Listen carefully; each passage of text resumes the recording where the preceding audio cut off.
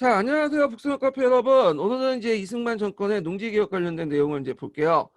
이 농지개혁과 관련돼 가지고는 지금까지 그 세 번에 거쳐서 나왔어요. 그래서 2002년도, 2010년도, 2015년도인가요? 그때 이제 한번 나왔고요. 북한의 농지개혁과 남한의 농지개혁 비교하는 문제가 2002년도에 나왔어요.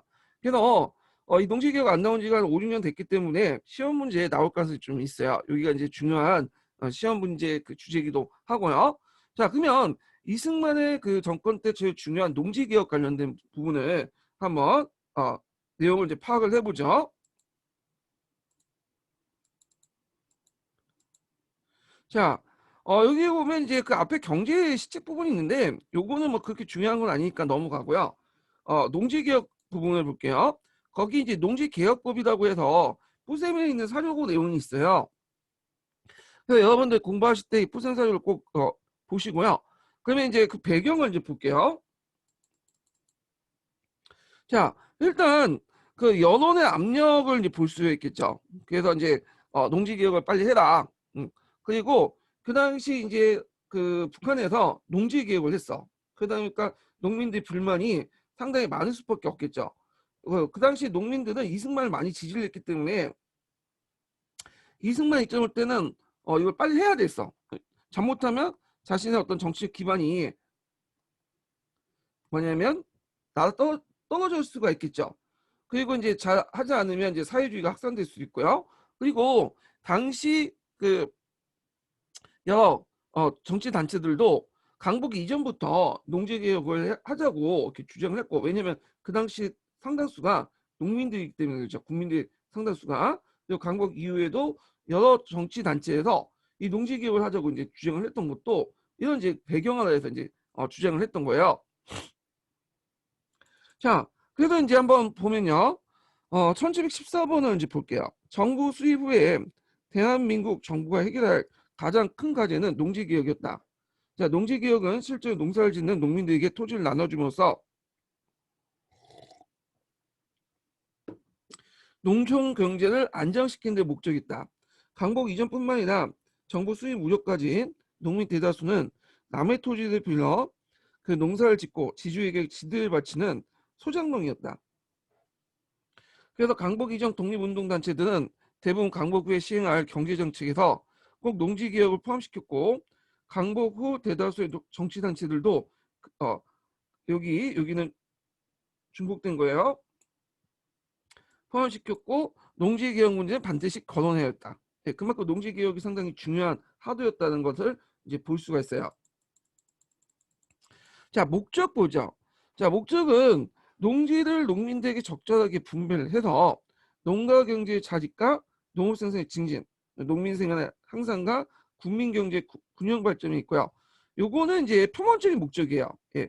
그래서 시험 문제 나오진 않을 것 같긴 한데 일단 예전에 뭐 삼미지식 계획 그 목적 쓰는 식으로 나올 수가 있기 때문에 한두 가지는 외워두시는 것도 좋을 것 같아요. 제 생각에는요. 자, 그래서 이제 1949년에 농지개혁법을 제정했어요. 네, 농지개혁법. 근데 이 농지개혁법을 제정하는 과정에서 순탄치 못했어. 왜 순탄치 못했냐? 자, 그때 이제 농지개혁법 안에서 이제 개혁 과정에서 입법 과정에서요. 국회 안 하고 정부안이 대립을 냈어요. 네. 일단 기본적으로 유상몰수 유상분배는 맞아요. 기본적으로 둘이 일치돼. 북한처럼 무상몰수 무상분배는 이제 하는 건 아니지만 유상몰수 유상분배. 그러니까 농민들에게 돈을 받고 그 몰수를 하고, 그때 농민들은 좀 지주계층이겠죠. 그 다음에 가난한 농민들에게 분배해주는 대신에 돈을 받고 이제 분배를 해주는 거야. 자, 그래서 북한의 무상몰수와 무상분배하고는 좀 차이가 있다라는 거죠. 자, 근데 유상몰수 비용과 분배 비용에서 그 당시 정부안하고 국회안이 대립이 있었어. 자, 일단 국회안에서 이제 그 내용을 보면 먼저 이제 유상몰수를 할 때는 이제 어떤 식으로 1.5배. 자, 여기서 1.5배라는 것은 그 연 생산량을 기준으로 해갖고 평균 생산량을 기준해서 1.5배라는 뜻이야. 자, 예를 들어 내가 30평 30평을 가지고 있다. 땅을. 근데 30평에서 뭐 그 500석을 생산을 한단 말이야. 말도 안 되죠. 30석에서 300평으로 되겠네요. 300평. 자, 아파트 개념만 생각해 갖고 300평 정도 가지고 있어 갖고 거기에서 500석 정도 생산을 한다 그래요. 그러면 정부 그 국회의원에서는 500수니까 거기에 1.5배면 매겠어요. 750석 정도 되겠죠. 자, 그것을 이제 뭐냐면 주자는 거야. 그 땅을 몰수할 때 750석을 주고 그 다음에 그 정부가 이제 나눠줄 때 땅을 이제 가나다 남을 때 이게 1.5배에서 나눠줄 때 1.25배로 나눠주자는 거야. 750석에서 1.25배는 대충 잡아서 한 610석, 20석 이렇게 대충 되겠죠. 600석 좀 약간 넘겠죠. 자, 그러면 나머지 100 몇 석의 그 가격, 시가 기준으로 그 쌀값은 누가 부담을 하는 거야? 정부가 부담, 정부 재정에서. 그래서 그 당시 그 매입가 사들인 거와 그 분배가가 이 차이가 생기는데 이걸 정부 재정에서 메꿔갖고 해줘야 된다. 자, 근데 실제로 정책을 운영한 정부 입장에서는 그게 말도 안 되는 거지. 왜냐면 우리가 그 당시 잘 사는 국가가 아니었잖아요. 지금처럼 막 재난기금 나눠주고 그런 때가 아니었단 말이에요. 그러니까 정부는 현실적 입장을 생각할 수밖에 없겠죠. 그러면 정부 재정이 고갈된다. 그건 안 된다. 그래갖고 이제 얘네들은 1.5배를 몰수를 했으면 당연히 분배할 때도 똑같은 가격으로 1.5배를 해줘야 된다는 거야. 예, 값을 받고 그래서 70 아까 전에 얘기할 때 예를 든 것처럼 750석의 가격을 그 몰수할 때 줬으면 당연히 분배할 때도 정부가 750석의 가격을 받고 해줘야 된다는 이런 식의 뭐냐면 논리를 제시한 거죠.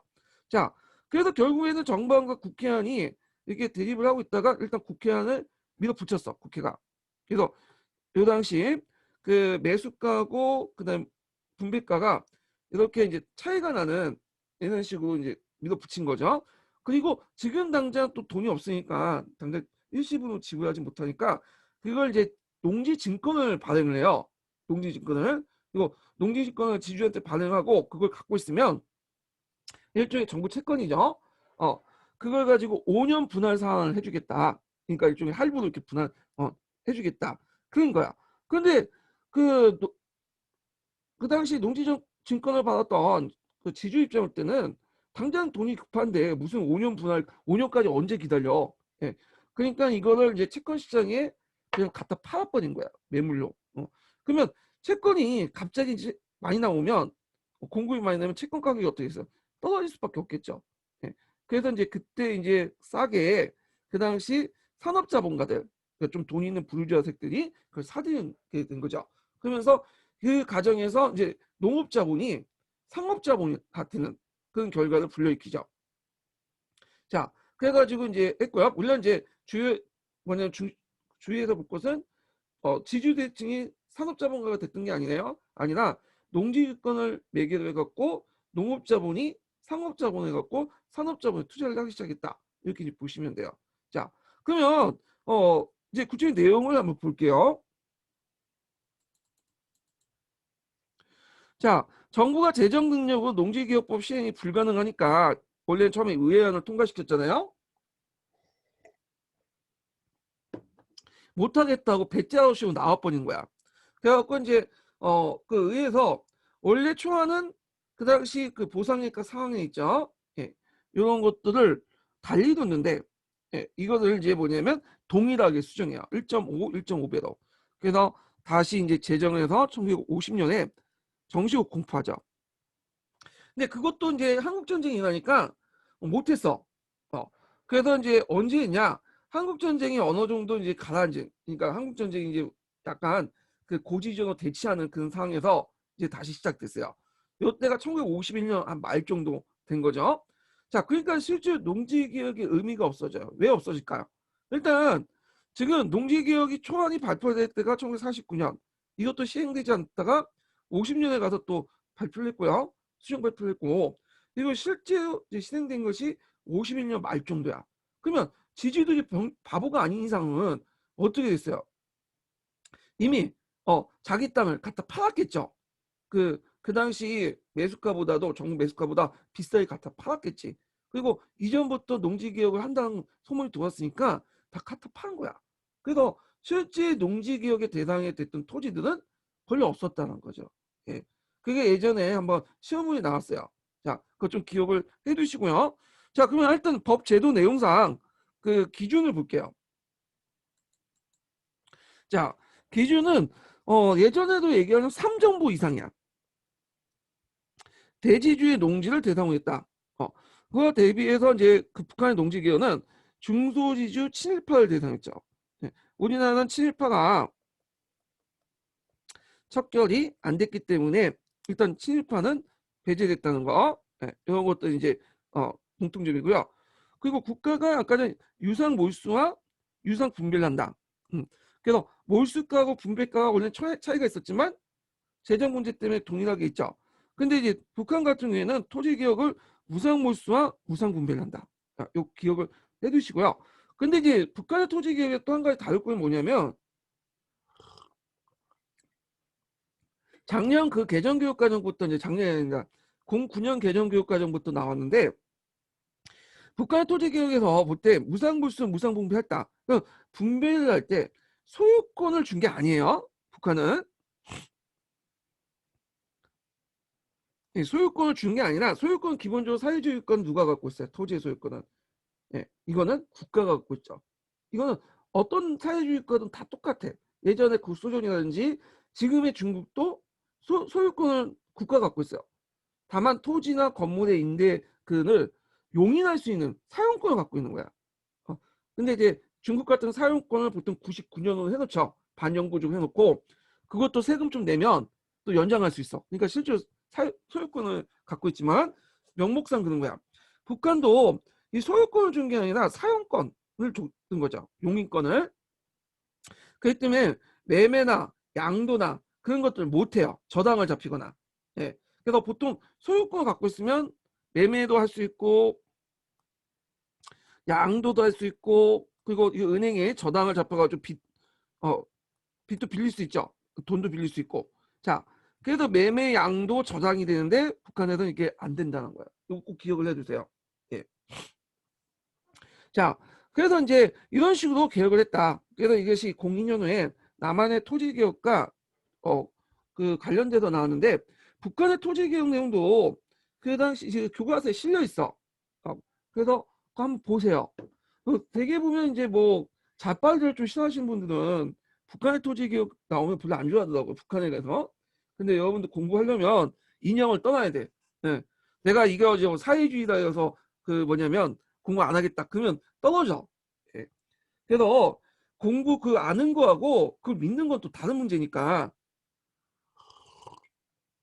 예전에 TV 나왔죠. 조선 그 TV에 그 무슨 남북평화론 제시하니까 자빨 문제다고 막 그 TV에 제보한 사람도 있는데 이런 식으로 이제 공부하면 안 된다 그거죠. 다 공부하시겠죠.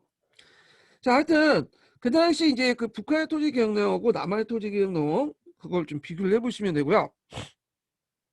자, 일단 분배 순위가 있어요. 일단은 토지를 분배할 때 이제 소작인, 농업 노동자, 그리고 영농 능력이 없는 그 전열 가족, 예. 그 다음에 이제 선열 가족, 예. 그 다음에 그 해외 귀족, 귀한 동포 순서. 이 선열 가족이라는 건 이제 어떤 거냐면 예전에 독립운동 했거나 그 다음에 또 이제 그 1945년 이후에 그 다음에 북한군하고 대치하는 과정에 38도선에서 여러 그 잦은 교전이 있다고 했죠. 거기에 이제 죽은 사람들 아니면 그 당시 여순 순천 반란 사건 진압할 때 죽은 군인들 뭐 등등을 이제 다 포함하는 것 같아요. 자, 그리고 해외에 귀한 동포 순서인데 좀 재밌는 건 머슴을 제외시켰어요. 네. 왜 머슴을 제외시켰는지 잘 모르겠는데 일단은 이렇게 있고요. 그 다음에 대상은 농지인 농가 밭이에요. 그리고 이제 이것도 이제 좀 한계가 보이는 게 그 아까 미군정이 이제 그 토지 개혁처럼 그 산림이나 가수원 이런 것들은 제시켰고 농어는 소죠 소.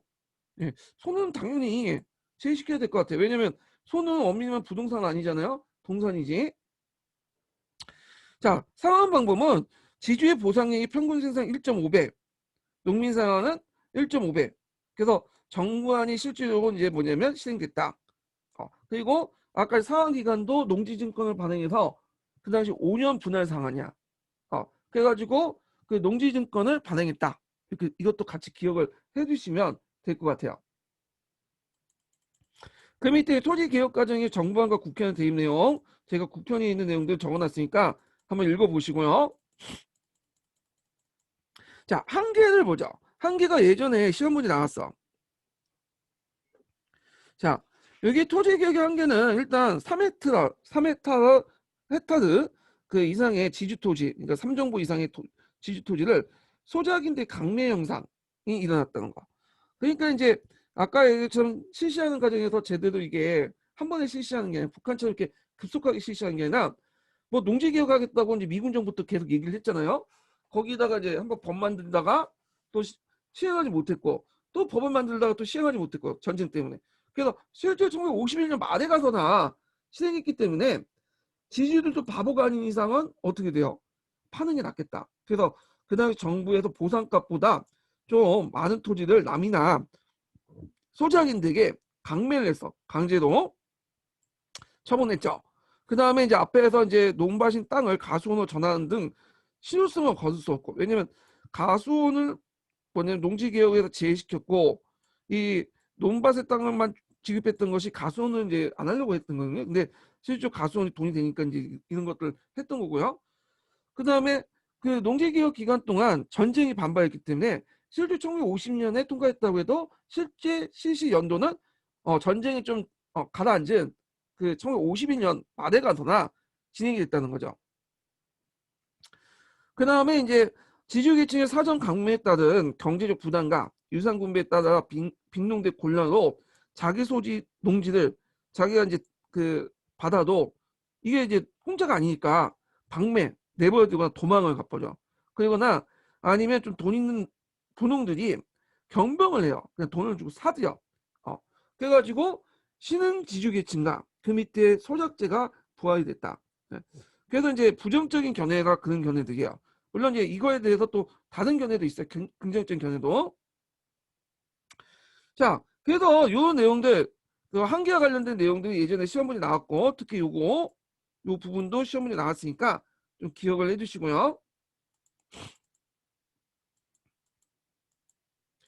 자, 그래서 이제 그 곤천순 한국 현대사 좀 볼게요. 강만기 교수가 쓴 책인데 예전에 한번 토지개혁 나올 때 이 사람 책에서 나왔어요.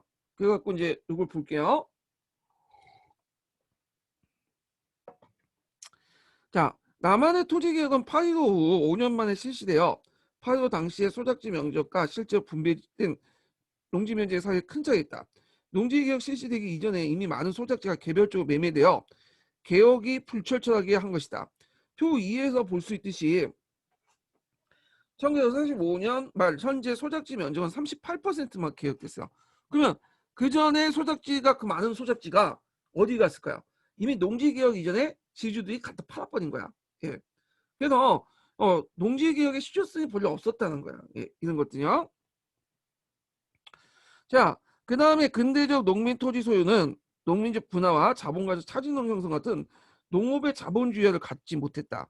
이게 뭐냐면 이제 보통 우리가 미국이라든지 영국 같은 거면 이제 그 농업 현대화 과정에서 근대화 과정에서 한 사람이 강작을 하잖아요. 그래서 강작을 해야지 효율적으로 경영할 수 있고 뭐냐면 가성비를 높일 수가 있어.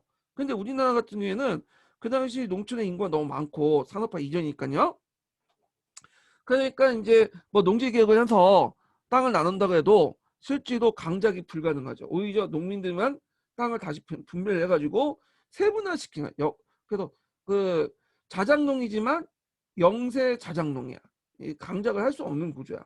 그러다 보니까 그 농업자본주의 그러니까 영국이나 미국처럼 이런 그런 자본주의에 입각한 농업 경영을 할 수 없다. 그런 거죠.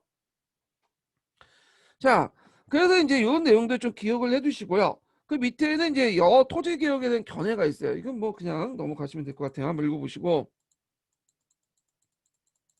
자, 의의를 보죠. 의의는 토지 개혁에 대해서 남한의 토지 개혁에서 좀 긍정적인 견해들이에요. 예. 그래서 앞에 있는 부정적인 견해들과 상호 모순될 수 있어요. 근데 그건 뭐냐면 여러 사람들의 의견을 정리해놨기 때문에요. 그거는요. 자, 그러면 이제 한번 보면요. 예, 예.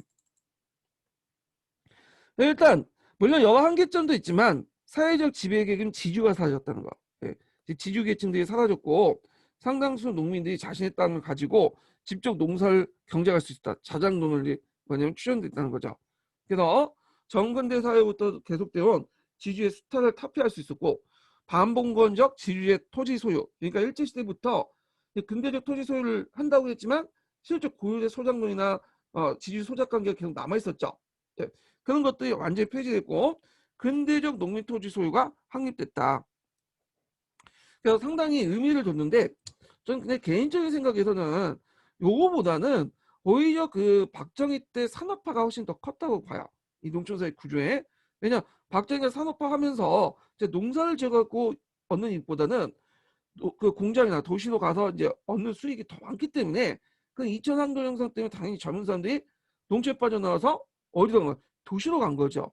그러니까 자연스럽게 산업 구조가 바뀌면서 농업 구조의 산업에서 그 하여튼 농업 구조의 그 1차 사업에서 2차 사업으로 바뀌면서 사업 구조죠. 예.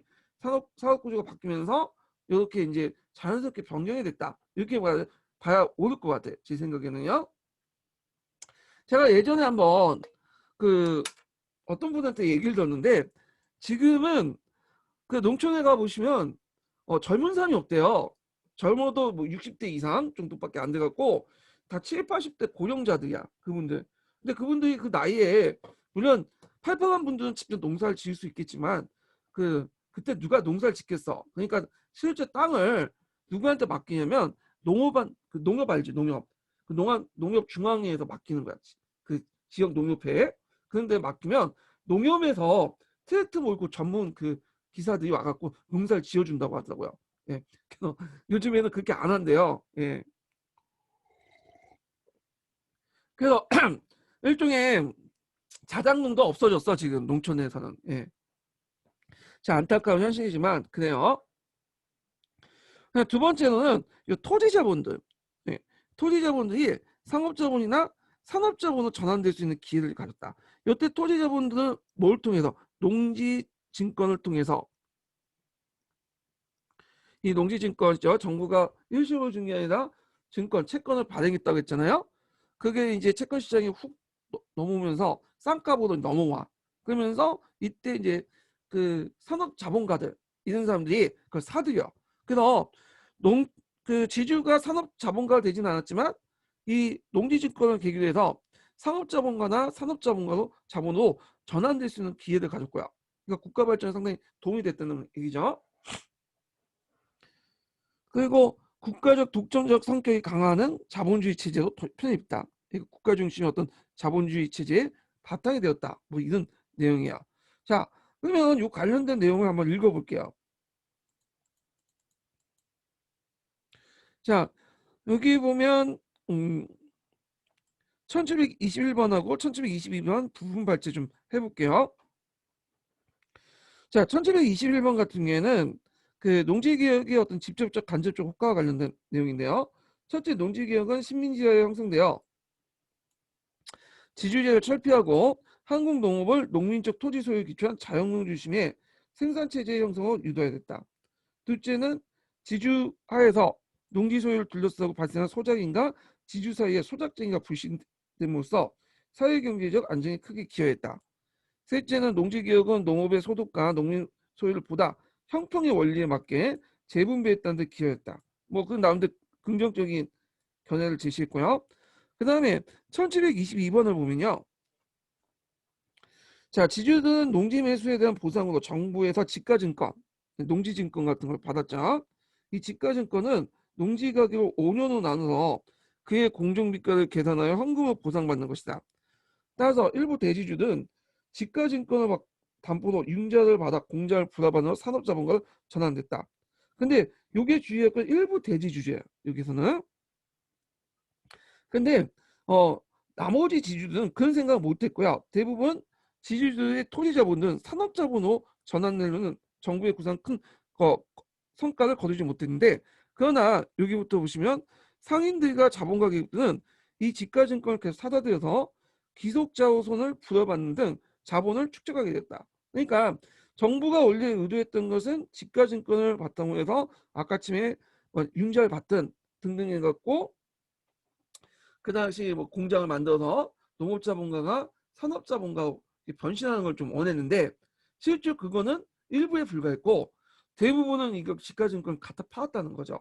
그래서 상인과 자본가들이 사다 들면서 그 당시 산업자본가 상업자본에서 그 농업자본을 흡수 통합을 했다. 이렇게 이제 보시면 될 것 같아요. 자, 그래서 이제 이렇게 해서 이제 한번 파악을 했고요. 그 밑에 하나 더 있죠. 예, 요것도 있네요. 예, 또 읽어볼게요. 자, 농지 소유를 둘러싸고 발생했던 소작인과 지주사의 소작쟁을 불식했고, 아까 얘기한 것처럼, 그리고 농업소득과 농지 소유의 형편의 원리에 맞게 재분배의 기회였고요. 그런데 이제 요거는 미음은 요거는 의의보다는 한계 쪽에 들어가야 되는데, 예, 한계 쪽이에요. 영세 소작 농업이나 문제점 해결하지 못했다는 거 아직까지. 예, 이런 게 있대. 그래서 그 토지를 나눠줄 때 한 사람한테 집중적으로 나눠주는 게 아니라 공정하게 나눠줬기 때문에, 물론 그 경쟁하는 이제 분홍들도 있겠지만 전반적으로 볼 때는 우리나라의 어떤 근본적인 문제점, 영세 소농 농업, 이걸 이제 극복하지 못했다는 거. 그래서 자본가적 어떤 그런 경제 체제, 농업 구조를 만들지 못했다는 거예요. 이거는 우리나라의 그 토지 개혁뿐만 아니라 그 앞에 중국도 마찬가지예요. 중국도 그 공사가 되면서 토지법을 만들었고 농민들에게 나눠줬잖아요. 근데 실제 허할 수가 없는 거야. 그래서 나중에 선택한 방법은 뭐야? 집단화죠. 집단화. 강제로 이렇게 국가에서 집단화 시켰고 인민공사를 만들고 그렇게 했는데, 자, 하여튼 그래서 농지개혁의 그 한계와 의 한번 살펴봤고요. 한국사 능력검증 시험을 볼게요.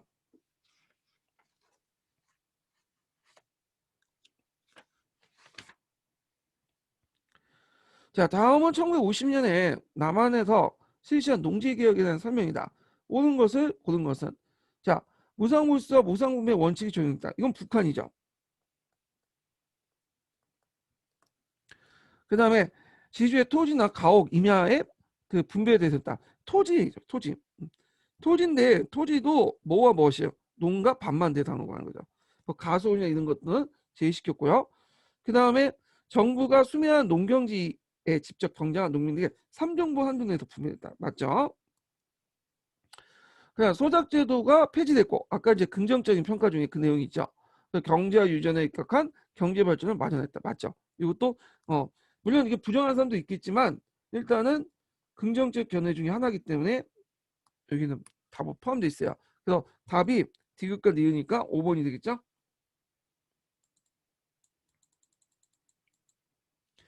자, 그 다음 2번을 볼게요. 다음 법령의 시행과 관련된 설명 옳지 않은 것은, 자, 여기 보면 이제 농지법 관련된 내용이죠. 그래서 유상 매수, 유상분의 원칙이 적용됐다. 맞고, 토지의 매수 가격은 연평균 생산량 1.5배. 맞고요. 그 다음에 미군정의 신안공사위에서 추진됐다? 아니죠. 이거는 이승만 때 되니까 틀렸죠. 미군정이 그 추진하려고 하다가 그 당시 그 한민당의 반대 때문에 실패했잖아요.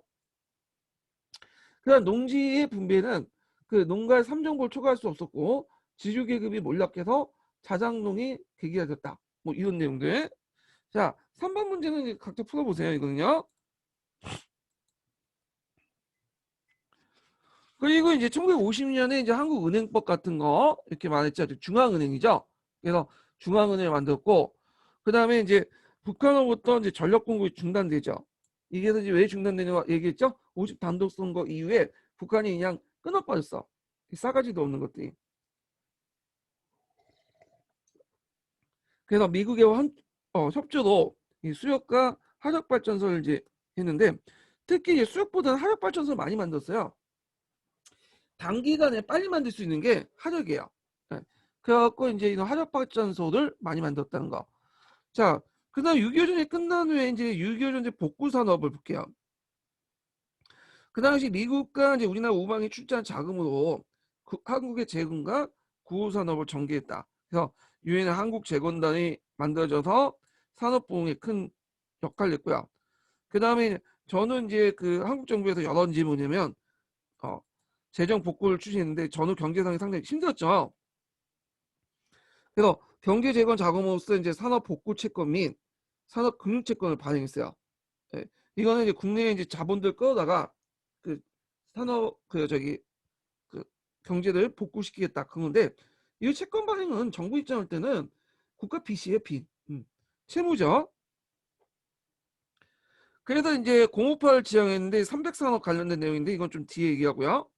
그리고 이승만 정부 때 인플레이션이 상당히 많이 발생이 됐어요. 그래갖고 여기 이제 인플레이션을 안정화시키기 위해서 화폐 개혁이 뭐냐면 한번 있었죠. 원래는 6.25 전에도 한번 있었는데 6.25 전에, 그러니까 6.25 도중에 한번 있었는데 6.25 도중에 있었던 화폐 개혁은 또 여기는 취급하지 않고 보통 안 하고 1953년에 이제 뭐냐면 그때 했던 그 화폐 개혁만 얘기해서 1차 화폐 개혁, 그 다음에 그 전에 이제 뒤에 그 박정희 했던 걸 2차 화폐 개혁이라고 하더라고요. 예. 근데 그 전에도 도중에 있었어요. 예. 하여튼 여기 2차 화폐 개혁 내용 보면 초인플레이션을 극복하기 위해서 기축통화를 통할 수 있었죠.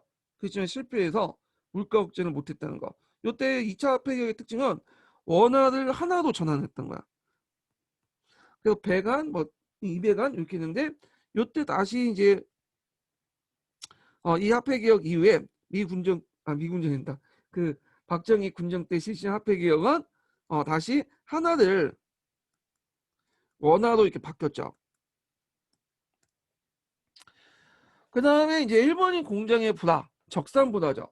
자, 공장이나 기업 같은 경우에는 미군정 때도 불화됐어요. 근데 이제 그게 완전히 불화되지 못하고 그 당시 이승만 정부 넘어가거든요.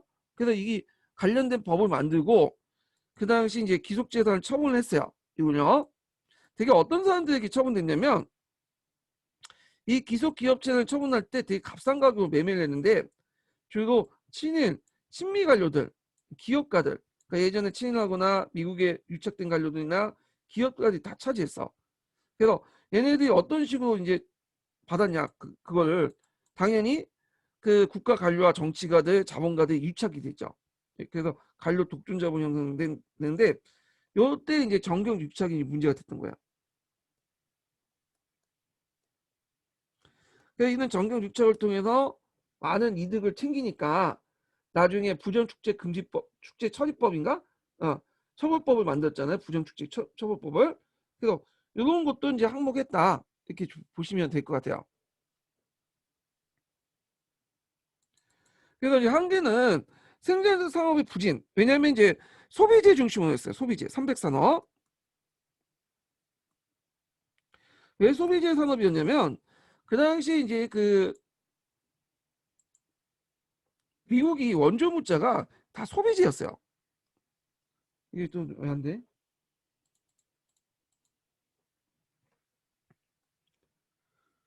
잠깐만요.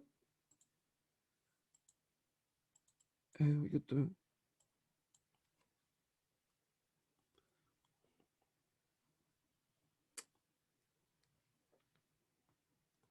이게 다 펜이 안 되네요. 자, 하여튼 소비재 산업이었는데 이 소비재 산업을 하다 보면 왜 소비재 산업이냐면 미국의 이제 원조 물자가 대부분 소비재였고요. 그리고 그래서 이제 뭐냐면 생산재 같은 것들 있죠. 그런 것들을 이제 원조 안 했어, 미국이. 왜냐하면 이제 생산재 같은 이제 그들을 하면 그 이승만 정부가 그걸 바탕으로 북침 통일을 한다고 북한을 침범할 수 있겠다. 뭐 이런 식으로 망상을 했는지 안 해준 거예요. 그냥 소비재만 한 거야. 먹고 살 수 있도록만. 그러다 보니까 생산재 산업이 부진됐다. 그리고 생산재 원료 등 수입 의존 분이 상당히 높았다는 거. 자, 그래서 이제 등등 있고 미국의 농산물 원조를 볼게요. 이게 예전에 기출문에 언급됐던 거죠. 자, 요거 이제 보면요. 자, 잉여 농산물을 한국에 원조를 냈어요. 왜냐면 이제 그 당시 그 미국이 쌀이 남아돌았어. 쌀이. 예, 그래서 쌀이 남아돌아갖고 잉여 농산물을 그 원조를 이제 해주거든요. 왜냐면 쌀값을 남해도인데 그걸 놔두면 쌀가루 떨어질 거 아니에요? 그러면 그 농업공황이 발생할 수 있어. 농업공황이 일어날 수 있죠. 그래서 예전에 그 대공황 시절 때 창고에 쌀이 막 밀이나 막 이런 것들 싸니까 쌓아놓으니까 그 뭐냐 밀값이나 쌀값이 떨어졌잖아. 그래서 이걸 방지하기 위해서 한국에 원조를 내준 거야. 한국뿐만 아니라 그 당시 2차 세계대전 이후에 그다음 서유럽뿐만 아니라 여러 국가들이 이제 피폐하고 그러니까 원조를 많이 해줬어요 미국이. 예. 그래서 그때 그 원조를 하는 근거가 됐던 것이 미국폭 485예요. 근데 미국은 공짜로 원조를 해준 게 아니죠. 세상에 공짜가 없어요. 그러면 어떤 식으로 이제 원조를 해줬냐? 얘가 이제 얘들이 이제 머리를 되게 잘 쓰는데 보면 미국이 인연 농산물 제공해주나요? 이 인연 농산물들. 자, 그러면 그 이승만 정부는 이걸 이제 뭐냐면 국민들에 갖다 팔아요. 농산물을. 그러면 농산물 팔면 여기에서 얻는 수익이 있을 거 아니에요. 그래서 그 수익을 따로 이제 정부 재정에 계정을 만들어서 이제 뭐냐면 적금을 시켜. 적립을 시키죠. 이걸 이제 뭐라고 하냐면 대충자금이라고 해요. 대충자금. 자, 이 대충자금은 뭘로 쓰냐? 미국이 이제 뭐냐 원하는 것은 국내 미군을 유지하는 비용이 필요할 거야. 물론 이제 상당수가 미국 정부에서는 예산 편성해갖고 주지만 그것도 좀 한계가 있으니까 예산상 문제가 있으니까 요 대충 자금을 빼서 국내 미군 유지 비용을 썼고요. 그 다음에 또 우리나라가 미국 무기를 사용했어. 이승만 정부 때 미국 무기를 구입을 한 거야. 그래갖고 이제 이때부터 했다. 그래서 지금도 되게 보면 군대 가면 미군군인 미제죠 거의 무기가 외국에 들어온 거는. 유럽이나 러시아나 그런 나라에 이제 그 무기도 좋은데 왜 우리가 거의 대부분 미국제 무기를 쓰냐 전투기부터 해갖고 그런 등등이 왜냐 이때부터 이승만 때. 그리고 전투기도 뭐 기술도 안 알려주는데 그 미국 35 미국 한다 저기 F-35 같은 기종을 구입을 하고 쓴 이유가 뭐냐면 F-35를 구입하면 F-35만 구입을 하는 게 아니라 그 관련된 기반 시설 따라줘야 돼. 레이더 시설이라든지 여러 가지 간제 항공 시스템이나 항공 간제 시설이나 이런 것들 다 미국의 기준에 맞춰서 미국제를 쓰기 때문에 F-35를 가지고 올 수밖에 없어요. 미국이라든지 유럽의 그런 그 전투기 가지고 와서 쓰면 안 맞는 거야 이게 군사적 기반하고. 그래서 이렇게 해서 이제 이런 식으로 대충자금을 썼다. 그래서 이 대충자금도 한번 문제 나올 것 같긴 해요. 예, 그래서 한번 읽어볼게요.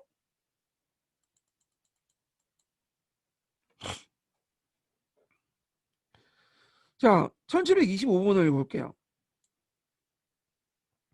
자, 미국은 자국의 농산물 가격을 유지하고 농산물 수출을 진흥하는 한편 제3세기 식량 부정을 완화하기 위해서 1954년에 원조법을 법제하여 그 규정에 따라 인여 농산물을 각국에 제공해 줬다. 그래서 우리나라는 55년 이 법이 제1조에 따라 협정에 따라 체결됐고 56년에 인여 농산물 원조받기 시작했으며 61년에 국토 건설 사업을 위해서 인여 농산물을 원조받은 적이 있었으나 81년에 일단 종료되었다. 뭐 이렇게 있는데 그래서 이 내용을 보면 이제 55년부터 해서 56년까지 받았지만 이승만 정부 이후부터 57년 이후부터는 인형 그 농산물 원조가 조금씩 줄기 시작해요. 그래서 무상 원조에서 유상 차관으로 바뀌게 돼요. 그러다가 이제 완전하게 이제 종료된 것은 81년이었다. 이렇게 이제 보시면 돼요. 자, 그러면 이제 그 뒤에 이제 보면 그러면 이게 이제 한율과 대충자금 문제인데 요거 그냥 각자 보시고 결과를 이제 볼게요.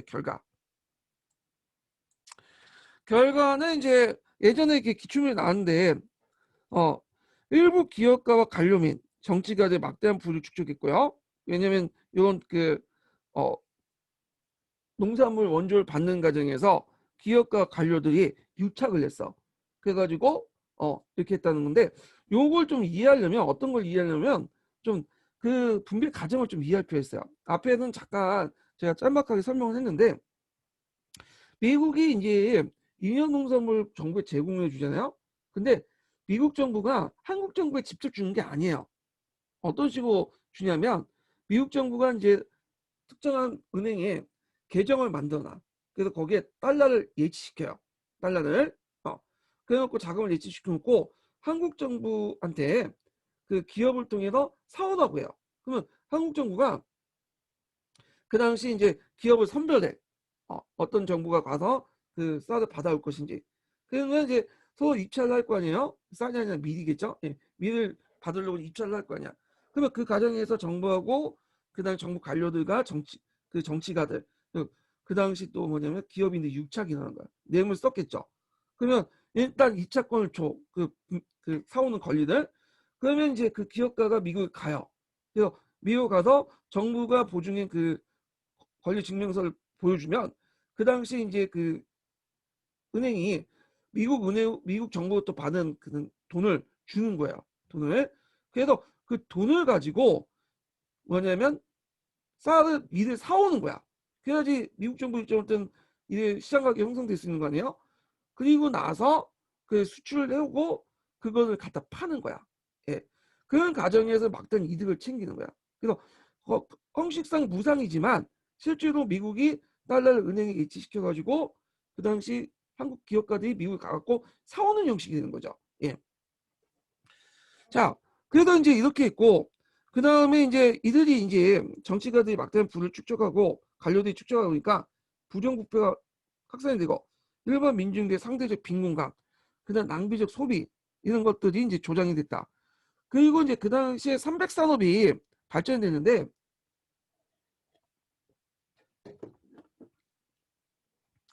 300산업 유명하죠.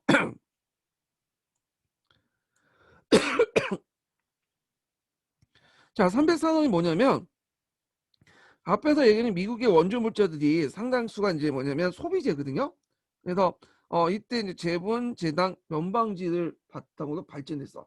그래서 보통 이제 그 미국이 우리나라 원조를 할 때 소비재로서 재분 뭐죠? 밀이죠. 밀을 이제 가지고 와서 이제 재분을 해갖고 뭐냐면 여러 가지 이제 그 빵이나 이런 것도 만들고 재당은 이제 그 설탕이에요. 설탕 같은 것도 있고 면방지가 목화죠. 이런 것들 관련돼서 이제 제조업이 그 소비재 원조를 받아서 발전했다. 그러다 보니까 그 대의존이 심화되죠. 우리나라 경제에. 주로 누구한테 의존하겠어요? 미국한테 의존을 해. 그래서 그러다 보니까 원조 물자에 의한 어떤 300산업의 발전을 해서 우리나라 산업 구조가 파워인처럼 운영돼요. 소비재 중심으로 발전돼. 아, 그래서 생산재 산업의 부분이 부진됐다. 그래서 이걸 이승만 정부가 느끼고 있었어요. 그래갖고 그렇지만 이제 원조 물자를 받아보는 먹는 처지에서 뭐라고는 할 수 없겠죠. 그런데 이제 나중에 아까 언급했지만 원조 물자가 57년, 58년 이후에 점점 줄어들어요. 그러면 이제 이걸 유상 차관으로 바뀌어. 그러면 이제 더 이상 미국의 어떤 말을 들을 필요 없겠죠. 그래서 이승만도 경제 계획을 세우고 나름대로 생산재 공업의 위주로 바꾸려고 했어요. 근데 이게 이제 처음에 안 됐죠. 이게 왜냐면 미군정 그 전제 전후 복구 사업이 바빴다 보니까 안 됐던 거죠. 그러다가 이제 이게 바뀌어진 것이 이제 나중에 박정희 때 바뀌어졌다. 이렇게 보시면 돼요. 자, 그래서 요 내용들 좀 기억을 해두시고요. 요 잠깐 요 관련돼 갖고 한번 읽어볼게요.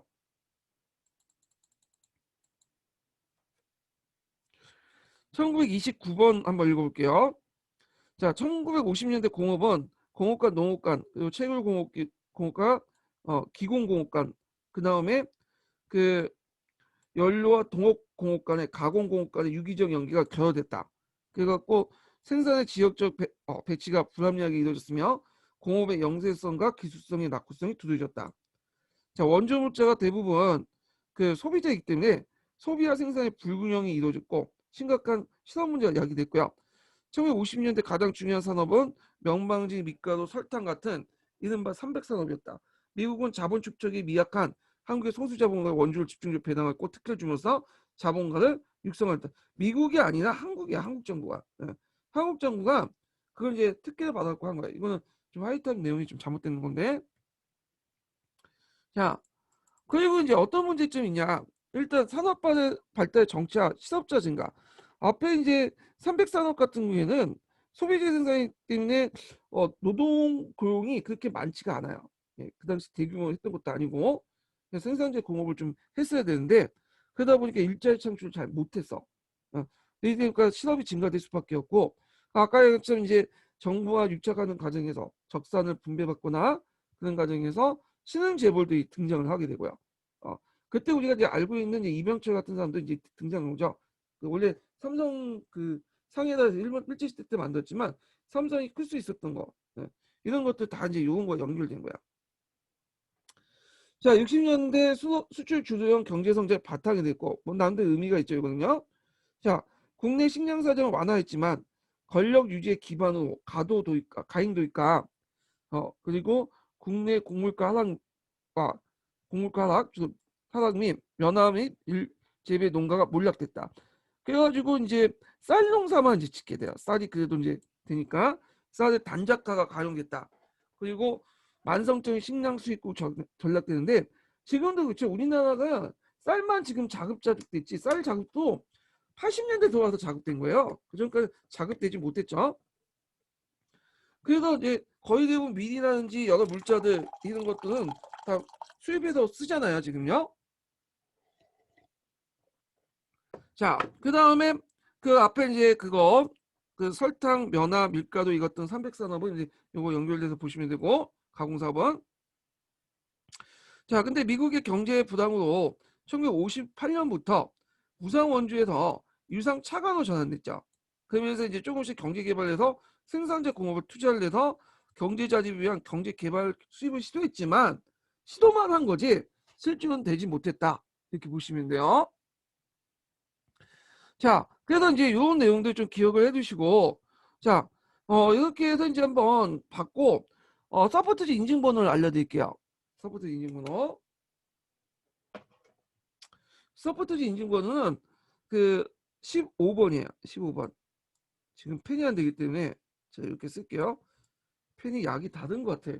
이게, 이게 펜이, 이 건전지가 금방 나가네요. 예. 자, 뭐 하여튼, 이렇게 해서 이제 있고, 쭉 넘어가서 이제 또 볼게요.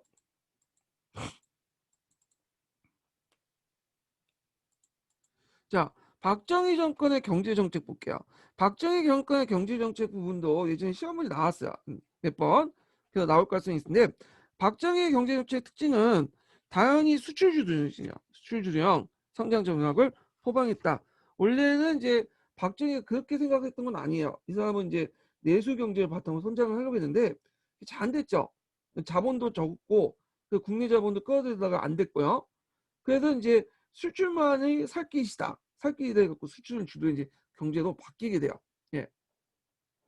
자, 그래서 이승만 정부 때 이제 수입 대체 산업 건설 치중을 지향하고 수출 주도의 이제 성장 전략을 포함했고, 그 다음에 공업 분야의 유지에 불균형 성장했다. 그래서 1차, 2차 경공업 60년대, 3, 4차는 이제 70년대 중화공업 중심으로 발전됐고요. 그 다음에 정보 주도형 경제 정책이에요. 이게 이제 제일 중요한데, 그래갖고 이 당시 경제계획 같은 걸 했어요. 경제계획이라는 거는 정부가 들어와서 일종의 자원 분배를 해주는 거야. 자원 분배 해주고 그 은행이 이제 은행을 통제해갖고 그 기업들이 자원 분배를 해주고 자금도 통제해주고 정부가 원하는 방향으로 경제에 이끌어내는 방법이죠. 일종의 사회주의 요소가 좀 강한 거예요. 네. 다만 사회주의도 계획 경쟁을 하는데 사회주의 같은 건 민간 기업이 아니라 국유 기업을 이용하잖아요. 근데 이제 여기에서는 민간 기업을 좀 이용한다는 게 좀 차이점이고 그리고 사회주의선도 인정하고 그렇지만 사회주의적 요소가 좀 있다. 자, 요걸 주도했던 그 기관이 박정희 때 기관이 경제기획원이에요. 이거 외워두세요. 1961년에 세워진 기관인데 예전에 한번 시험 문제 나왔어. 경제기획원 06년도에 나왔는데 이 경제기획원이 뭐냐면 그 당시 그 기획예산처 있죠. 지금 기획예산처. 예산을 정하는 거죠. 그리고 오늘 재무부, 경제와 관련된 부서들이죠. 그게 두 개가 합쳐진 거야. 그러니까 경제기획원은 그 당시 예산도 집행하고 그 당시 또 뭐냐면 경제도 담당을 하는 거야. 막강한 기관이죠. 그래서 다른 장관보다도 그 수장이었던 사람은 거의 장관급이 아니라 부총리급 대우를 받았어요. 경제기획원 부총리급 되어서 원장은 부총리급 대우를 받았다. 자, 그럼 그 관련된 내용 한번 읽어볼게요. 줄침 부분만 한번 읽어볼게요. 자, 국가의 경제 사업 사회 발전을 위해 종합계획의 수립, 운영과 투자계획 조정, 예산 편성과 집행, 중앙행정기관의 기획과 조정, 집행과 심사, 분석, 물가 안정정책 시행 등 대경제정책의 조정에 관한 사무를 관장했죠. 그러니까 경제와 기획과 관련된 예산과 관련된 것을 전반적으로 다 살펴봤던, 다 통제했다는 거죠. 그래서 경제기획원의 권한을 강화하기 위해서 제도적 장치로서 경제기획원 장관은 내각 수반의 유고시 제1순위, 거의 부총리급이고요. 그래서 다른 부처 장관보다 서열이 높았고요. 또한 경제기획 및 운영에 관한 실무 조정을 가능하도록 경제기획원의 기획통제관을 위원장으로, 경제부처의 사무차관과 국장 위원화는 실무제의를 운영하는 등 여러 가지 조치를 취하였다. 특히 1963년 12월에는 경제기획원 장관을 부총리라는 부총리 제도가 시행되어 기획 운영을 담당하는 두 차관부가 설치되는 등 기구와 직제가 대폭 확대됐고요. 그 다음에 이후 경제기획원은 경제개발 계획의 수립, 예산 외자, 외국 자본의 도입 등등은 경제 발전에 소요되는 내국 외국 자본의 동원과 운영, 그리고 모든 경제 시책의 종합 정책을 시행했다. 자, 그래갖고 이런 내용들 좀 기억을 해두시면 될 것 같아요. 자, 그래서 막강한 권한을 가지고 있었던 게 경제기획원이었다. 이런 것들 파악을 해두시고, 자, 그러면 이제 박정희가 경제개발을 할 때 어떤 식으로 했냐? 그래서 외자 도입을 적극하고 자원을 줘달려. 외자 도입은 아까 언급했죠? 민간 자본을 도입을 하거나 국가 차원에서 이제 뭐냐면 채권이나 채무를 가지고 오거나, 그러니까 돈을 빌려오거나, 예. 그래서 이제 그리고 미국이나 이런 데 지원을 받거나. 그래서 대표적인 게 국가 차원의 이제 이런 차관을 받아들이고 지원을 받는 것이 그 한일협정하고 그다음에 또 하나가 뭐라고 했죠? 예. 그 베트남 파병하고 관련된 거라고 했죠. 자, 이렇게 해서 외자를 도입해서 공장을 건설해. 그래서 수출을 하죠. 수출하면 그때 이익을 얻을 거네. 이걸 자본을 축적해요. 그래서 이걸 하고 자본 축적이 많아지면 처음에는 경공을 했다가 나중에는 중화학공업 발전시켜요. 그래서 초창기 때 60년대는 우리나라가 갖다 팔 게 없는 거야. 그러면 뭘 팔겠어요? 다 갖다 팔았어. 그래갖고 뭐 처음엔 가발도 갖다 팔았죠. 그리고 어떤 거는 코리안 밍크라고 들어보셨어요? 코리안 밍크가 뭐냐면 그 당시에는 쥐가 많았잖아요. 쥐가. 그래서 쥐를 때려잡아. 그래서 쥐털 깎아갖고 그걸 옷을 만들어요. 이 코리안 밍크야. 그러니까 이런 식으로 갖다 팔았고 또 그 당시 이제 그 일본이 그 경제 성장을 하고 있었어요. 원래 일본 사람들은 얘네들이 이제 뭐냐면 네 발 달린 짐승들을 잘 안 먹거든요. 근데 이제 메이지 유신후에 뭐 돼지라든지 소라든지 이런 것들이 먹기 시작해요. 그리고 경제 발전을 하니까 이제 육류 소비가 늘어나겠죠. 돼지고기 소비도 늘어나고. 그래서 우리나라에서 그걸 이제 맞춰가지고 돼지를 사육했어요. 예전에는 돼지를 양육을 잘 안 했어요. 사육을 안 했던 이유가 뭐냐면 양돈이라고 하죠. 양돈을 잘 안 했던 이유가 돼지는 잡식성이잖아요. 그러다 보니까 이 잡식성이다 보니까 인간과 같이 먹어. 곡물도 부족한데 쌀도 부족한데 돼지 먹을 게 어딨어. 그러다 보니까 돼지를 이제 뭐냐면 그 똥을 키우죠. 똥돼지라고. 예. 그렇기 때문에 일부만 했지 안 했어 양돈을. 자, 그런데 나중에 이제 그게 돈이 된다고 하니까 이제 농가에서 돼지를 이제 막 키우기 시작한 거야.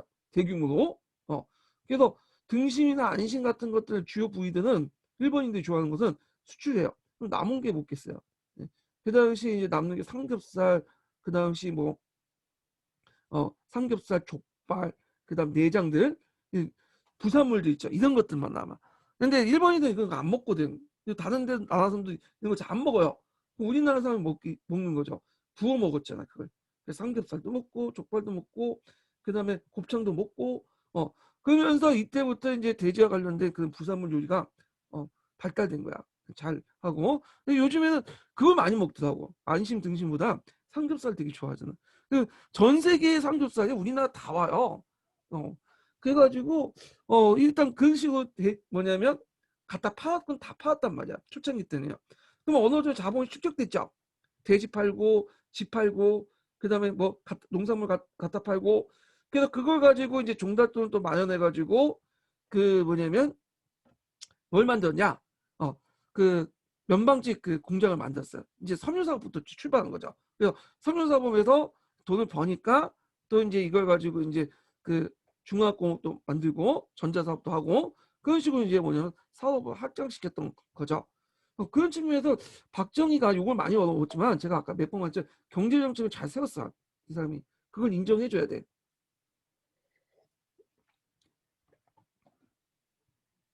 자, 하여튼 이렇게 해갖고 자본을 축적을 했다. 그리고 그 역할을 경제기업원을 했다.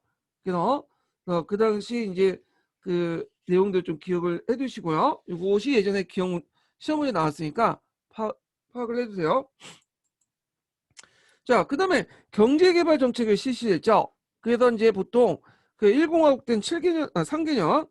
그다음에 이거 예전에 시험문에 나왔죠. 언제? 자유당 때. 한민당이 났으면 안 돼요. 자, 그다음 5개년 계획을 수정을 했죠. 20화국 때. 그리고 5.16 이후에 군사정부에서 이걸 재수정해서 1962년부터 경제기획은 주도돼 갖고 경제계획을 이제 하게 돼요. 경제개발 5개년 계획이라고 이러고 이 경제개발 5개년 계획이 뒤에도 있지만 1차 경제개발 5개년 계획부터 해갖고 여러 번 해요. 한 그 6차까지 해. 6차까지 거의 1991년까지 이렇게 진행을 하죠. 그래서 정부가 경제개발을 해갖고 이 당시 경제기원이 주도해갖고 자금을 통제해서 나눠주는 방식으로 경제개발을 했다. 이렇게 보시면 돼요.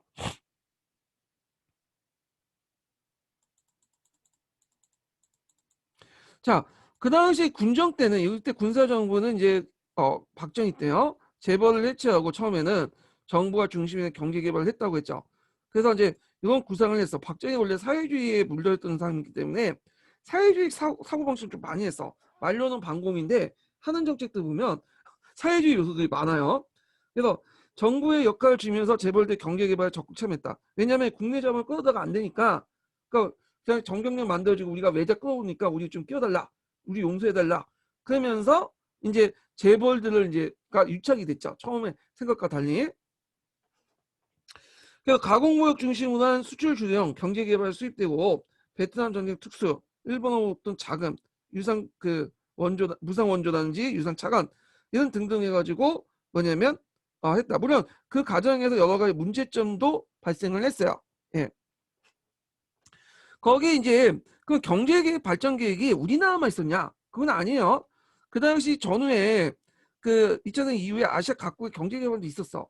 근데 다른 나라들은 상당수가 실패했어. 아시아, 아프리카 그런 나라들이.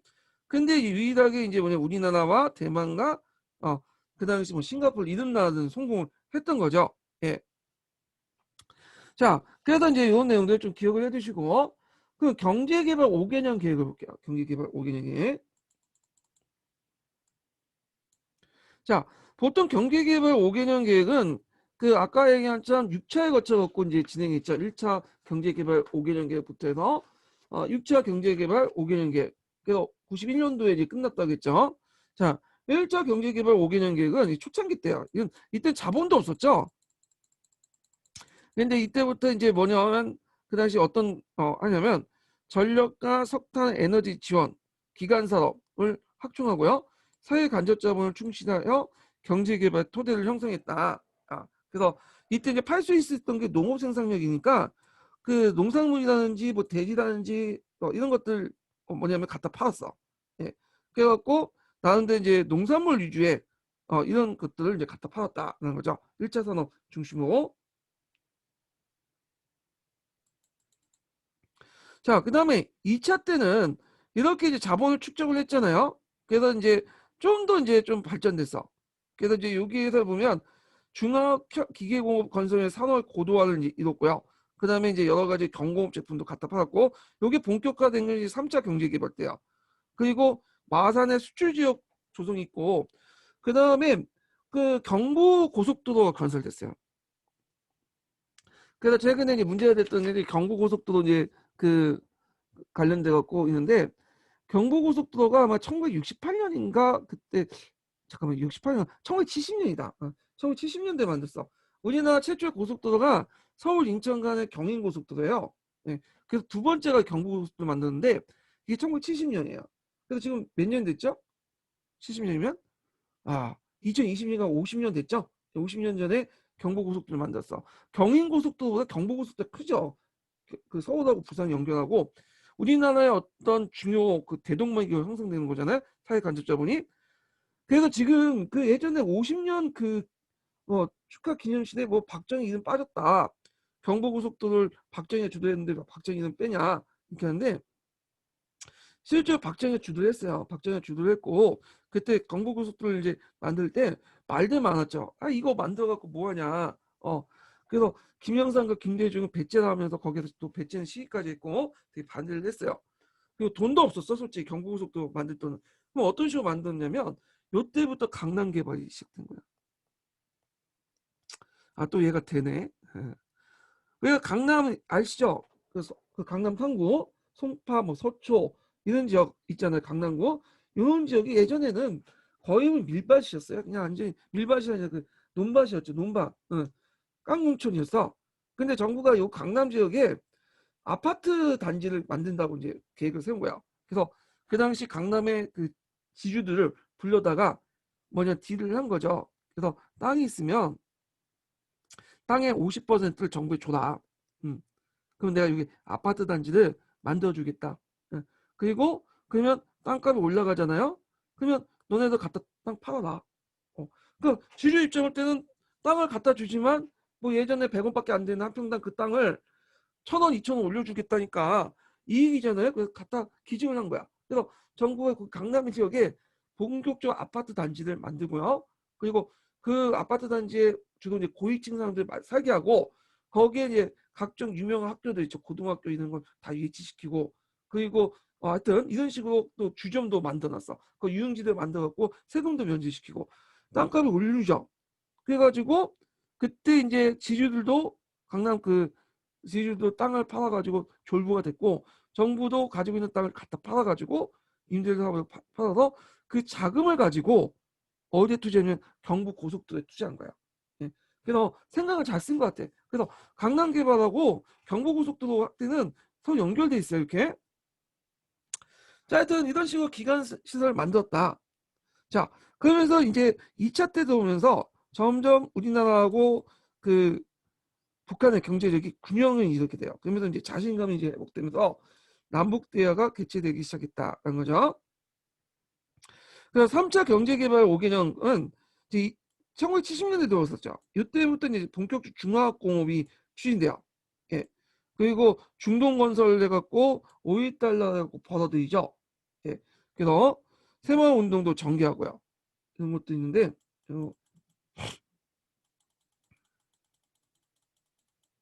자, 그다음 4차 경제개발과 뭐 5차 경제개발 때는 뭐 그렇게 중요하지 않으니까 넘어가고요. 여기에서 이제 4차 경제개발 때 좀 눈여겨볼 게 뭐냐면 2차 석유 파동 때문에 요때 79년 이후부터 경제 불황이 있다는 거야. 마이너스 경제죠. 79년하고 80년은 마이너스 경제. 우리가 고도 성장해서 보통 10% 이상 경제 성장을 했는데 요 시기 때만 마이너스 경제를 했던 거죠. 자, 그래서 이제 나중에 이게 이것 때문에 하여튼 12조 사태도 일어나고 그러죠. 예. 자, 5차나 6차나 이런 것도 중요하지 않으니까 좀 각자 보시고요. 예. 그 다음에 그 요 70년대 경제 조치 내용을 이제 보면요. 잠깐 이게 애매한데 예. 좀 끊기가 뒤에도 있고 좀 그런데 일단은 요걸 다 끝나고 할게요. 일단 다 하고 좀 쉴게요. 왜냐면 요 끝난 다음에 기출문제 분석을 해야 되는데 제가 세팅을 다시 해야 되거든요. 그래갖고 쉬는 시간에 세팅하기 위해서 좀 시간이 필요하니까 다 할게요. 예. 자, 83 조치를 취해요. 그래서 이게 이제 경제 안정 및 성장에 관한 긴급 명령인데 그 당시 외자 도입으로 고도 성장을 한계로 차관 기업들 부시다. 차관 기업은 이제 그 돈을 빌리니까 뭐 사채라든지 외자라든지 뭐 등등 해갖고 이들이 이제 돈을 못 갚아요. 그러면서 부시다 되기 시작해. 그래서 이걸 좀 해결해야 될 거 아니에요? 83 조치를 취하게 돼요. 이게 이제 교과서에도 나와 있더라고요. 그래서 요거 어렵게 나오면 나올 수 있을 것 같은데 그래서 정부가 그러니까 83 조치를 내리고 어떤 이제 조치를 내냐면 내용을 보면 사채를 동결시켜. 그래서 이제 그 당시 대기업이든 중소기업이든 외자라든지 뭐 하여튼 국내 자본 다 끌고 와가지고 사채가 많았거든요. 이걸 뭐냐면 동결시키고 그 당시 사채 이자 너무 많았어. 그래서 금리 인하를 시켜버려. 그러니까 돈을 빌려주는 사람들은 되게 많이 손해를 보지만 채무자는 이득을 보죠. 기업가들은.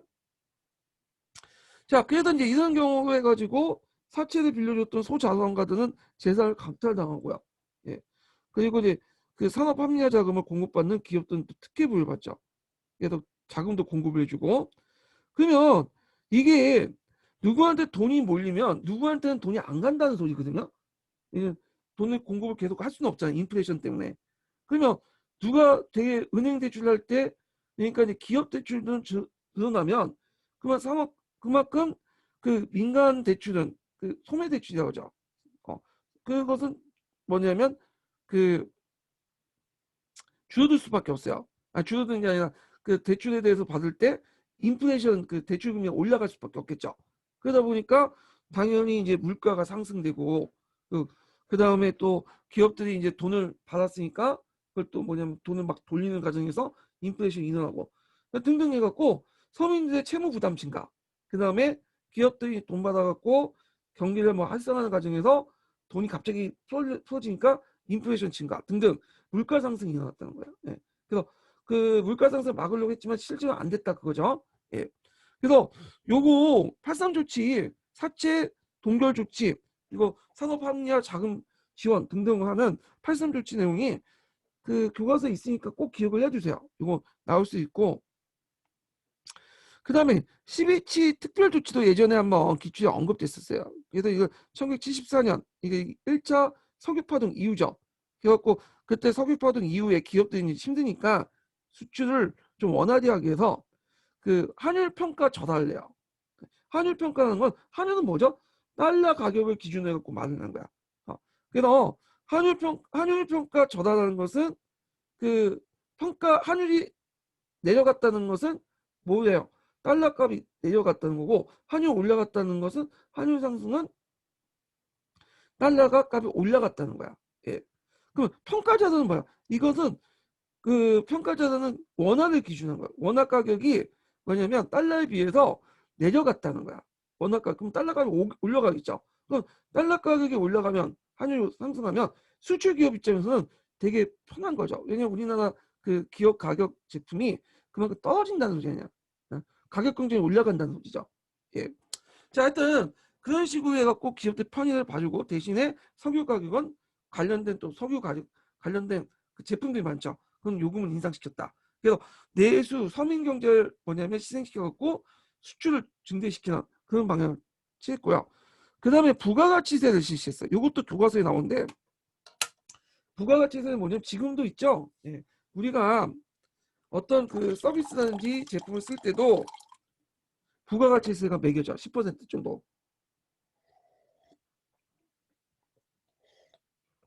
간접세죠, 간접세. 그래서 우리가 1,000원짜리 뭐 아이스크림 하나 사 먹을 때도 어떻게 돼요? 거기 10%가 매겨지잖아요, 100원이. 예. 하여튼 부가가치세를 이제 실시했다. 예. 그다음 등등등을 좀 기억을 해두시고요. 자, 경제개발 결과 문제점 좀 볼게요. 자, 일단은 되게 긍정적인 결과가 많아요. 경제 성장을 했고 식량 증상은 뭐 자급자족이 가능했다. 이거는 이제 쌀 생산만 한정된 거고요. 그다음에 고속도로가 건설되면서 정부의 1일 생활권이 형성됐고 등등. 문제점에서는 이제 일단 분배문에서 소홀히 되죠. 국민 간의 어떤 소득 격차와 사회 갈등이 초래됐고, 그다음 정부 주도 경제 정책하면서 민간 기업이 정부에 예속돼. 그래서 이승만 정부 때 문제점 정경 유착이 그대로 일어나죠. 그래서 이걸 봤던 이제 우리가 알고 있는 재벌 기업들이 등장을 하게 돼요. 예. 그래서 이승만 때 재벌 기업하고 좀 몇몇 기업들은 연결돼 있지만 또 새로운 재벌 기업들이 등장을 해요. 예. 그래서 얘네들이 뭐 문어발식 경영이라고 하죠. 그래서 뭐 사업도 막 늘려놔. 그래서 그 저기 뭐 조선공업 했다가 또 같이 뭐 전자도 하고 등등 자동차도 하다가 그래도 망한 게 이제 그래서 빚을 막 끌고 와서 하다가 망한 게 IMF 때문에 그런 식으로 망한 거 아니에요? 자, 뭐 이런 식으로 했다는 거. 자, 그냥 무역 의존도가 높아서 국제 경제에 큰 영향을 받았고 무역 상대국이 주로 미국이나 일본에 의존했죠. 예, 지금은 중국이나 좀 다변화 많이 됐어요. 특히 우리나라 같은 경우는 중국이 제일 수출국이에요, 지금요. 그렇지만 이제 개발 독재란 말 있죠. 개발 독재. 경제 개발을 이제 강조하는 과정에서 개발 독재를 해요. 예. 그래서 민주화 운동을 탄압을 시켜요. 예. 그래서 보통 경제가 개발되면 예전에 서구에서는 민주화도 같이 이루어지는데 우리 같은 경우는 경제 개발을 하고 뒤늦게 민주화됐어요. 예. 그런데 이 개발 국제를 자주 하는 게 지금 중국이나 이런 나라들이 다 역할 모델을 저기 누구 잡고 있어요. 그 당시 박정희 영향을 준 거야. 이 사람들이. 자, 하여튼 그 농업과 공업 간의 불균형 심화, 그러니까 농업을 희생시켜서 공업을 발전시키는 그런 정책들 했고요. 자, 뭐 등등등의 여러 가지 문제점인데 문제점 나오기 힘들 것 같고, 일단은 이제 박정희 이후에 이제 경제 정책 거의 안 나오는데, 일단 예전에 한마디 언급된 게 있어갖고 일단 볼게요. 그 당시 전두환이 등장하니까 이게 5공화국 정치 공화국이죠. 그래서 전두환 5공화국은 산업 합리화 정책을 해요. 그래서 이때 이제 부실 기업들을 정리하고 재벌들을 불러서 그 사업을 딜을 하죠. 빅딜을 하죠. 그래서 서로 맞바꾸도록 해요. 그래서 특정한 기업들한테 특정한 업체를 몰아주는 거야. 그래서 각기 전문 분야에 맞는 그것을 산업을 조절해. 지금은 그렇게 했다는 난리 나는데 그 당시에는 이제 재벌들 불러놓고 전두환이 그 좀 약간 공포 분위기 조성하고 너 점자 가지고 있으면 얘 자동차 가지고 있지. 서로 바꿔. 이런 식으로 명령을 낸다면 그러면 저 싫은데요. 그런 분위기가 아니야. 싫으면 어떻게 했어요? 중앙정부에 끌려가서 몽둥이 세례를 받겠죠. 그러면 알겠습니다 하면서 이렇게 했단 말이야. 자, 이런 식으로 기업을 통제를 했던 거야. 예. 자, 그래서 이런 식으로 이제 재벌 기업들이 이제 서로 딜을 하고 또 부실 기업을 정리하는 과정에서 산업 합리화를 했고 때마치 3조 호황이 있었어. 저금리, 저유가, 저달러 형상. 그러면서 이제 중화공업으로 상당히 뭐냐면 수출도 늘어나고 그리고 수출하면서 예전에 맨날 적자가 왔거든요. 100억 달러의 흑자도 봤어요. 네. 그래서 전두환 시대를 그리하고 있었던 사람들 보면 이때는 경제가 잘 나갔다는 거야. 네. 그거는 어느 정도 맞아요. 경제 잘 나갔죠. 근데 전두환의 정책뿐만 아니라 때가 좋았어요. 그 당시. 예. 그래서 이제 있는데 요 3조 호황이 그 80년대에 있었다. 요거 꼭 기억을 해두세요. 저금리, 저유가, 저달러 형상들이 있었고 수출이 상당히 잘 됐던 데다. 이런 것들이 이제 예전에 13조 기출과 관련돼서 시험 문제 나왔어요. 자, 그리고 전두환 대통령 때도 5차 경제개발이 있었고요. 자, 그 이후부터 뭐 김영사 뭐 이런 것들은 beaucoup 김영사 뭐 그때 IMF 사태가 터졌죠. 예. 그래서 재벌 중심 어떤 문제점, 차익 경영이나 문어발 시각장. 그래서 재벌들이 여사업을 진출하는 과정에서 외자를 끌어들다 보니까 나중에 터져가지고 이제 돈을 못 갚게 되는 거죠. 순환 출자해갖고. 이 자세한 내용이 있는데 여기까지 얘기하면 안 할게요. 그냥 여기 하면 경제 문제가 돼. 예. 자, 그래서 이제 있고 밑에는 이제 사회 관련된 내용인데 요거는 뭐 볼 필요는 없어요. 그냥 중요한 것만 짚고 넘어갈게요. 이건 거의 시험 문제 예전에 잠깐 언급할 정도 나왔고 안 나오더라고요. 요 부분은. 자, 그래서 중요한 부분만 이제 좀 보면 그 미 군정 시기 때 그 뭐냐면 노동운동, 민중운동 있었는데 노동운동 단체도 있었다.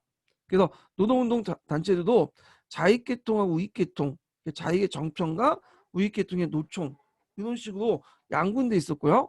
그래서 뭐 하여튼 이런 것들이 우리나라도 지금 민주노총, 그다음 한국노총 이렇게 양분돼 있잖아요. 이런 것도 이제 좀 보시면 될 것 같아요. 그리고 이제 미군정 때 뭐 이제 조선공산당이나 이런 주도도 9월 총파업이나 이런 것도 있었고 뭐 이칠 파업 같은 남노당이 주도를 했고요. 그 다음에 이제 쭉 넘어가서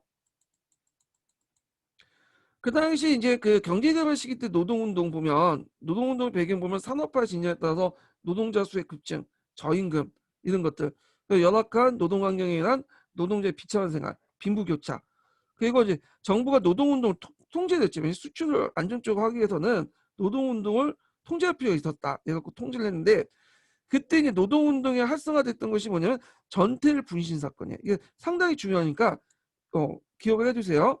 그래서 활성화돼. 요게 이제 기출에는 언급돼 있지 않지만 최근에 교과서에서는 노동운동 관련된 내용이 많아요. 그래서 전태일 분신 사건을 다 다루고 있거든요. 이 15년 개정교육 과정에. 그래서 요거 한번 읽고 넘어갈게요.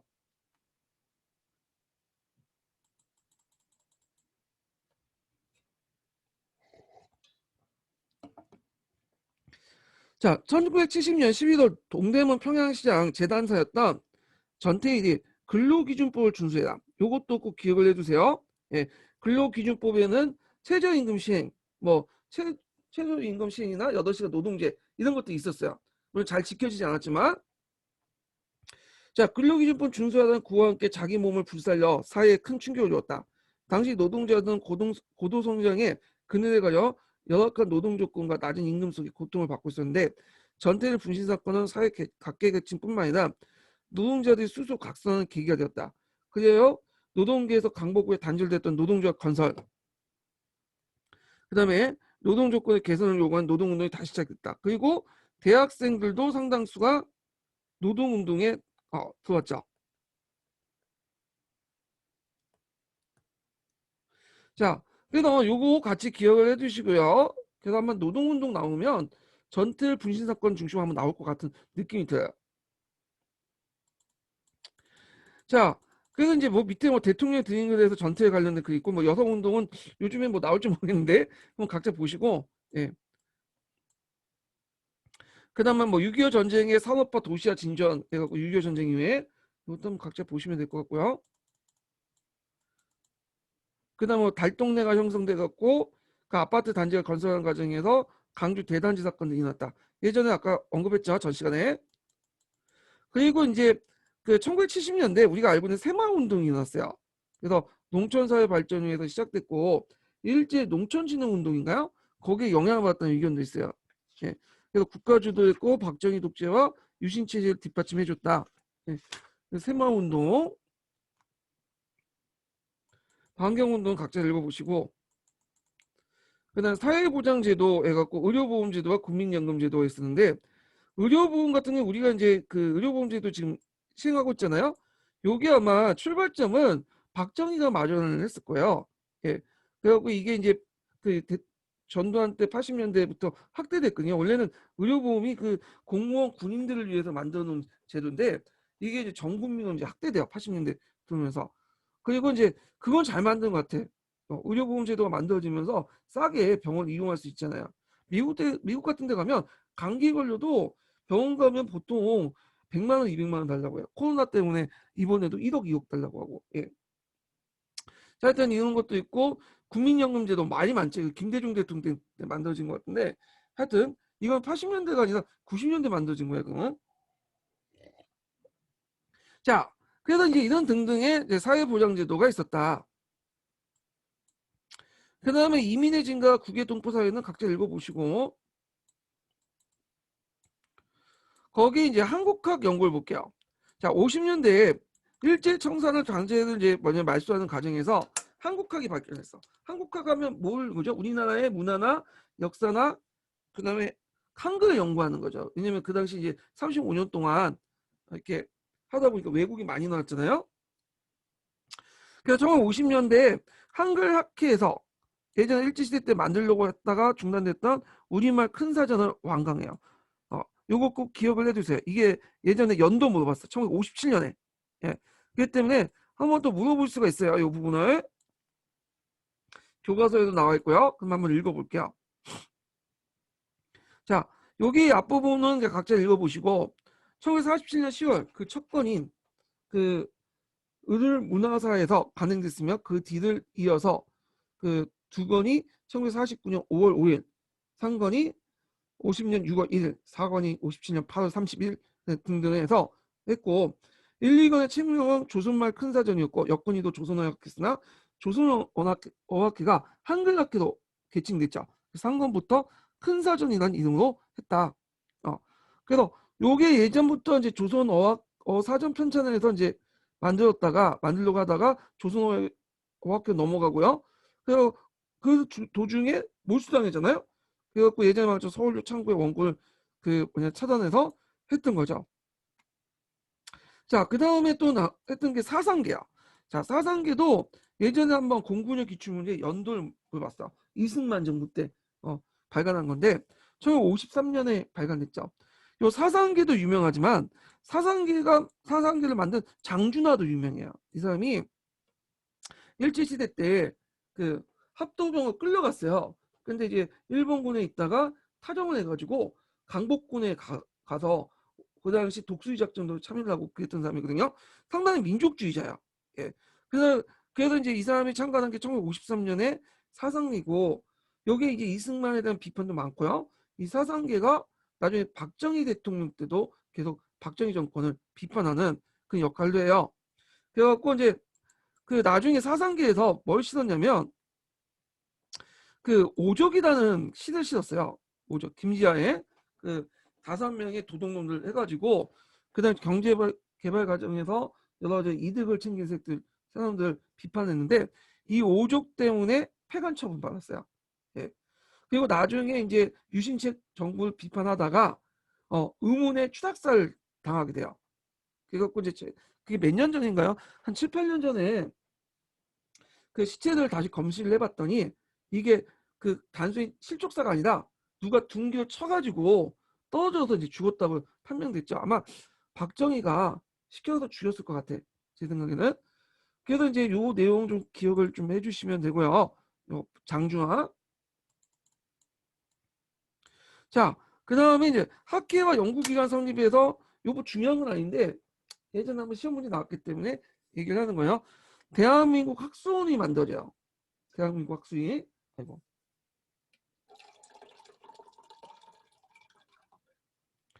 1952년에 대한민국 학수원이 만들어지고요. 자, 그래서 있고 1960년대는 그 한국과학기술연구원이 만들어져. 뭐 중요한 건 아닌데 일단 공군력 기출문이 나왔으니까 얘기를 해드리는 거예요. 자, 그다음에 1970년대는 이제 역조론과 관련돼 갖고 박정희 정부가 군사교육, 국사교육 강화시키죠. 그 내용이 있고 그다음 80년대는 그 일본 역사 교과서 왜곡 사건이 나오고요. 등등 이렇게 해서 이제 쭉 살펴봤고 그다음에 여기 좀 눈여볼 게 뭐냐면 여기 1950년대 그 이승만 때죠. 그때 이제 미국 문화가 많이 유입되거든요. 그래서 미국의 어떤 춤문화나 이런 것들 유흥 문화도 많이 그 뭐냐면 유입돼요. 그때 그 뭐냐 춤바람을 난 부인들이 많았어. 댄스 강사가 노다나고 그걸 소재로 한 소설책이 있는데 이게 자유부인이에요. 예. 이게 공군의 기출문이 나왔어요. 자, 자유부인은 이제 한국의 문화, 특히 여성의 성을 둘러싸고 본격적으로 최초의 작품이었다. 논란이 됐던 이 자유부인은 이제 그 대학 교수 부인이 그 거기 그 춤을 추면서 춤 강사 있죠. 댄스 강사하고 노안한 바람을 핀 그 내용이야. 그래갖고 여기에서 상당히 이제 뭐냐면 큰 문제가 됐던 그 소설책 이름인데 요게 이승만 시기 때 일어났던 거야. 요 자유부인 논제 공군력 기출 관련돼 갖고 예문으로 나왔으니까 좀 기억을 해두시고요. 그 외에 뭐 내용들은 각자 읽어보세요. 뭐 이런 것들은. 예. 자, 그래서 이제 이렇게 해가지고 전반적으로 이제 한번 그 부족하지만 이렇게 사회 부분을 살펴봤어요. 기출 중심으로. 그래서 현대사 부분은 사회 부분보다는 정치사가 주로 나와요. 그리고 가끔씩 경제사 관련된 내용이 나오고요. 그래서 정치와 경제를 중심으로 교과서 찾아보시고 공부를 해두셔야 될 것 같아요. 예. 그다음에 현대사 부분은 그냥 교과서 수준만 딱 공부해도 다 풀 수가 있어. 푸셈까지 볼 필요 없고 푸셈은 사료 관련된 내용들만 정리해서 보시면 될 것 같아요. 자, 오늘 그 여기까지 이제 한국사 끝나고 아니 한국사 끝나는 게 아니라 이제 내용 끝나고요. 그 다음에 한국사 그 못했던 거 있죠. 기출문제 구한말 부분도 해가지고 일제시대 때 관련된 내용은 좀 쉬었다가 진행을 할게요.